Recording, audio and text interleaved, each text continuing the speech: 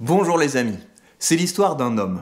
C'est l'histoire d'un homme qui était parvenu à rassembler bien au-delà de son camp. C'est l'histoire d'un homme qui commençait à apercevoir les lueurs du pouvoir au bout du tunnel. C'est l'histoire d'un homme qui échoua au pied du podium, à la pire des places, et qui eut beaucoup de mal à admettre sa défaite. Le résultat annoncé depuis le début de la soirée n'est pas celui que nous espérions. En toute hypothèse, ce ne sera pas celui qui a été annoncé qui sera le bon. Bien sûr, d'ici là, médiacrates et oligarques jubilent. C'est l'histoire d'un homme qui pourtant s'est relevé pour essayer d'occuper la place d'opposant principal au chef de l'État. Mais c'est l'histoire d'un homme qui a vu son image s'écorner et sa popularité s'effondrer au fur et à mesure de ses coups de sang. Et oui, parce que Mélenchon s'est craché. Et ça c'est triste pour lui, mais c'est intéressant pour nous, parce que ça va nous permettre de travailler sur l'éthos, sur l'image de l'orateur, et c'est probablement la dimension la plus importante de la rhétorique. Et ça, ce n'est pas moi qui le dis, c'est Aristote, et depuis, eh bien, les intuitions du philosophe grec ont été confirmées encore et encore de façon expérimentale. Je vous mets le lien vers une méta-étude à ce propos, mais je voudrais vous raconter juste une expérience à ce sujet. Des chercheurs ont fait visionner à des sujets des publicités vendant les mérites d'une paire de chaussures de sport, et dans certains cas, c'était une célébrité qui faisait la pub, et dans les autres, c'était une personne qui n'était pas connue. Et les sujets ont rapporté avoir été plus persuadés des qualités du produit quand c'était la personnalité qui faisait la pub. Et c'est donc quelque chose qu'on peut regretter, mais c'est un fait. Dans le processus de persuasion, si vous voulez être audible, il faut soigner votre image, parce que le messager est souvent plus important que le message. Et là-dessus, Jean-Luc Mélenchon aurait bien fait d'écouter Aristote, parce qu'elles étaient là, elles étaient écrites noir sur blanc, les 3 choses à faire pour soigner votre image. Mais comme il semble que la leçon ne soit pas passée, il faut qu'on en parle.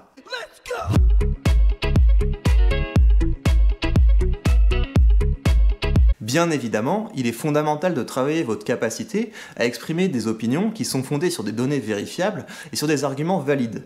Mais vos efforts seront vains si vous n'apparaissez pas comme quelqu'un de crédible. Et votre compétence, donc le fait que vous maîtrisiez le sujet dont vous parlez, ne compte que pour une partie de votre crédibilité. Et c'est là un des apports importants d'Aristote à la rhétorique, parce que ce qu'il nous dit, c'est que notre crédibilité repose sur 3 piliers. Il y a d'une part la phronésis. Et la phronésis, c'est un terme qui est difficile à traduire, mais ça correspond à cette idée de compétence. Parce que le phronimos, c'est quelqu'un qui démontre des qualités intellectuelles, on sent qu'il fait preuve de bon sens, on sent qu'il fait preuve de sagesse pratique, on sent qu'il est capable de prendre la bonne décision. Mais la phronésis, nous dit Aristote, ça ne suffit pas. Parce que les décisions qu'on prend dans le domaine de la politique sont toujours incertaines. Parce que même si vous avez le souci de la vérité, même si vous essayez de baser vos diagnostics sur les problèmes économiques et sociaux sur des données vérifiables, même si vous essayez de proposer des mesures qui sont logiques au regard de votre diagnostic, eh bien, en définitive, vous ne savez jamais vraiment si votre mesure va marcher. Et c'est pour ça, dans la perspective d'Aristote, que les qualités intellectuelles ne suffisent pas. Il faut également que l'orateur démontre des qualités morales. Il faut qu'on sente que dans l'incertitude, quand la raison et le calcul ne permettent pas de pointer la bonne décision, eh bien l'orateur puisse quand même s'appuyer sur la bienveillance, donc ce qu'on appelle l'eunoia en grec, et également sur la vertu, arrêter en grec. Et donc, quand vous prenez la parole en public, quand vous défendez une cause, quand vous montez un projet, quand vous menez une campagne, vous devez bien vous assurer que votre image comprend ces 3 dimensions, que vous apparaissez comme compétent, comme vertueux et comme bienveillant. Mais concrètement, qu'est-ce qu'il faut faire et qu'est-ce qu'il ne faut pas faire? C'est là que le cas de Mélenchon est intéressant. Mélenchon a essayé de faire le travail pour apparaître comme quelqu'un de compétent, et notamment en publiant régulièrement des revues d'actualité pédagogique où il s'installait dans des discussions de fond sur des questions géopolitiques, écologiques, économiques, et où il mettait également en scène son travail de député. Bonjour, c'est la 72e revue de la semaine. Vous avez vu, ça commence pas comme d'habitude. Je suis debout dans mon bureau à l'Assemblée nationale. Et même si on n'adhère pas au pacte idéologique qui est le sien, eh bien il y a du contenu, et puis il y a un effort d'aller au-delà des éléments de langage et de la langue de bois. Vous voyez que toute représentation est une interprétation. Cette manière de montrer la Méditerranée vous permet de comprendre un point de vue géopolitique. Et ça c'est frappant notamment si on compare sa chaîne avec celle du chef de l'État, où on est plutôt sur des petits clips avec de la musique épique d'ascenseur.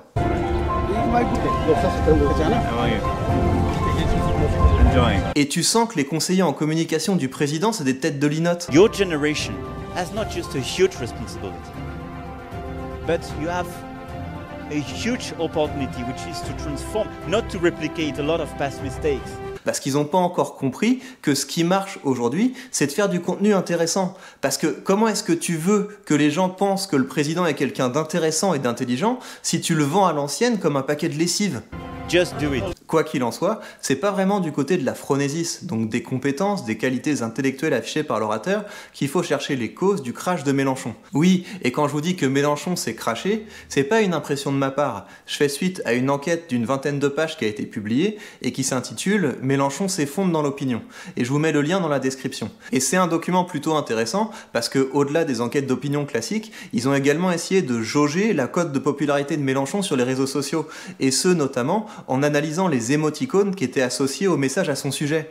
Et ça permet quand même de donner une idée des émotions suscitées par Mélenchon. Plus généralement, il ressort de cette enquête que Mélenchon est massivement considéré comme quelqu'un d'autoritaire, de dangereux, de violent, d'agressif et de solitaire. Donc c'est pas franchement quelqu'un qui respire la vertu et qui inspire la sympathie. Comment donc apparaître comme sympathique et comme vertueux ? Pour répondre à cette question, je me suis plongé dans des livres de cette fameuse discipline postmoderne qu'est le développement personnel. Et j'y ai trouvé du bois, beaucoup de bois, du bois massif, mais j'ai également trouvé des choses intéressantes sur les moyens de préserver notre code de vertu et de sympathie aux yeux du public. Et ça devrait vous intéresser, parce qu'il y a certaines choses qui sont évidentes, mais il y a aussi des choses plus contre-intuitives. La base, si vous voulez que les gens vous trouvent plus sympathique, c'est qu'ils vous voient souvent. Et ça peut paraître insuffisant, ça peut paraître un peu juste, mais c'est pourtant un effet qui est bien documenté expérimentalement. La simple exposition répétée à quelqu'un nous le rend plus sympathique. Il y a par exemple une étude classique qui s'est intéressée aux relations de voisinage dans les immeubles. Et ce que cette étude a montré, c'est que les gens qui habitent au même étage ont tendance à être plus amis entre eux qu'avec des gens d'autres étages, à l'exception des gens qui habitent près des escaliers et des boîtes aux lettres. Eux, ils sont amis avec des gens de plusieurs étages. Et donc, comment est-ce qu'on explique ça ? Eh bien, ça s'explique par le fait que plus vous voyez une personne, et plus vous voyez d'aspects de sa personnalité, et plus vous avez des chances de vous trouver des points communs avec elle. Et le truc, c'est qu'on trouve sympathiques les gens qu'on pense nous ressembler. Et du coup, c'est une bonne idée, comme le faisait Mélenchon, de se montrer régulièrement à son public avec la revue de la semaine. Mais ces revues de la semaine sont devenues plus épisodiques, donc par exemple, là on est fin septembre et la dernière revue de la semaine a été publiée en juin, et dans le même temps, eh bien Mélenchon s'est fait remarquer pour de mauvaises raisons. La République, c'est moi ! Parce que la République, c'est moi, c'est à peu près la pire chose qu'on peut imaginer en termes de sympathie. Parce que le fond du problème, c'est pas que Mélenchon apparaisse comme en colère ou agressif dans cette séquence. Parce que les colères de Mélenchon, elles l'ont longtemps servi, elles ont contribué à faire de lui une star sur les réseaux sociaux. Et c'est même grâce à ces colères que beaucoup de gens le trouvaient sympathique. Parce que les gens en colère, c'est pas ça qui manque. Est-ce que c'est pas le moment de dire que le problème, c'est celui de ceux qui se gavent, c'est celui de ceux qui se gavent, c'est celui de ceux qui se gavent? Non, le problème de cette séquence, c'est pas la colère. Le problème de cette séquence, c'est que dans ce qu'il dit, il se met au-dessus des autres. Et ça, même si ça peut se défendre un petit peu juridiquement, parce qu'il y a effectivement des lois qui font que les parlementaires n'ont pas un statut juridique tout à fait comme les autres, la manière dont il dit, ça peut pas passer. Ce qu'il aurait dû dire, c'est quelque chose comme « je suis un citoyen comme les autres, j'ai le droit au respect de mes droits ».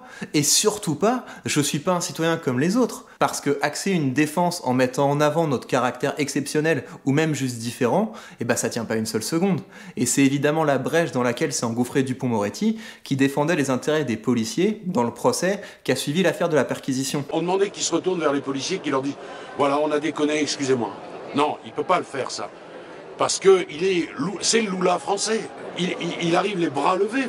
Vous avez vu ces images.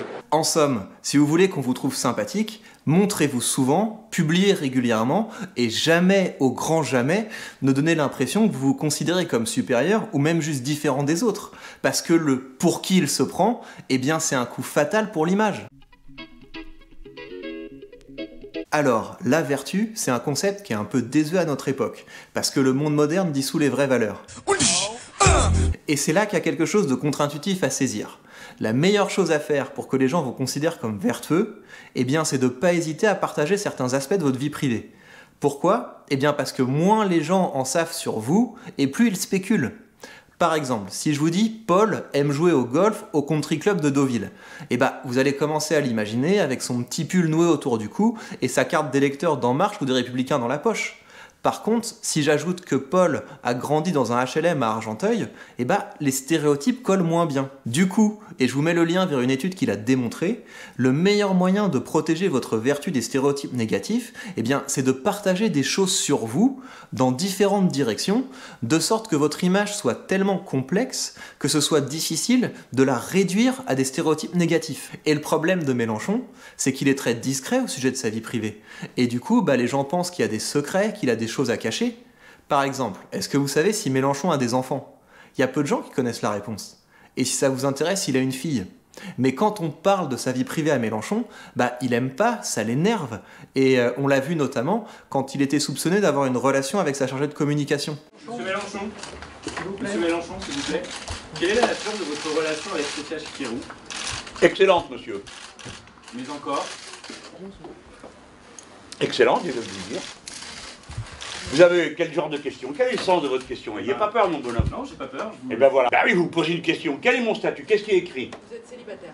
Merci. Mais encore une fois, ce qui est contre-intuitif, c'est qu'on pourrait penser que la meilleure manière de préserver notre vertu, c'est d'être pudique.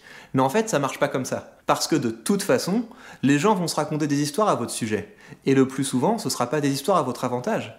Donc la meilleure chose que vous puissiez faire, c'est d'essayer de prendre le contrôle de votre image en montrant des facettes suffisamment différentes de votre personnalité pour que ça devienne difficile de vous faire rentrer dans des stéréotypes négatifs. En somme, évidemment que le gros de vos efforts, vous devez le consacrer à dire des choses vraies et utiles.